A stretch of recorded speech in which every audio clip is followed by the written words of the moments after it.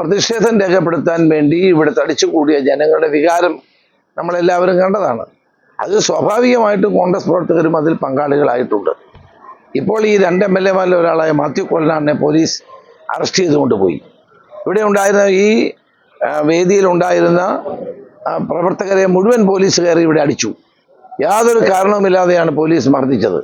നിരവധിയായ ആളുകൾ ഇപ്പോൾ ആശുപത്രിയിലാണ്. പല ആളുകൾക്കും പരിക്ക് പറ്റിയിട്ടും അവർ പരിക്കുകളോടുകൂടി വീട്ടിലും പോയിട്ടുണ്ട്. ഞങ്ങളെ ആ ഇന്ദിരയുടെ വീട്ടിൽ പോയി, ഏത് സ്ഥലത്തായിരുന്നു, കാഞ്ഞിരവേലി എന്ന് പറയുന്ന സ്ഥലത്ത് പോയിട്ട് ഞങ്ങൾ തിരികെ വരുമ്പോഴാണ് ഈ സംഭവം അറിയുന്നത്.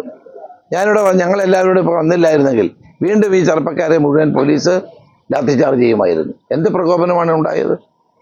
എന്തിനാണ് ലാത്തിചാർജ് ചെയ്യുന്നത്? ജില്ലാ കോൺഗ്രസ് കമ്മിറ്റി പ്രസിഡന്റിനെ ചായ കുടിക്കാൻ പോയ ഹോട്ടലിനകത്ത് അകാരണമായി അറസ്റ്റ് ചെയ്യുകയാണ്. ആ നിയമങ്ങളൊന്നും പാലിക്കാതെ പോലീസ് മർദ്ദനത്തിനാണ് മുന്നോട്ട് പോകുന്നതെങ്കിൽ അത് വലിയ ശക്തമായ പ്രതിഷേധമുണ്ടാകും എന്ന് ഞാൻ മുന്നറിയിപ്പ് നൽകുക.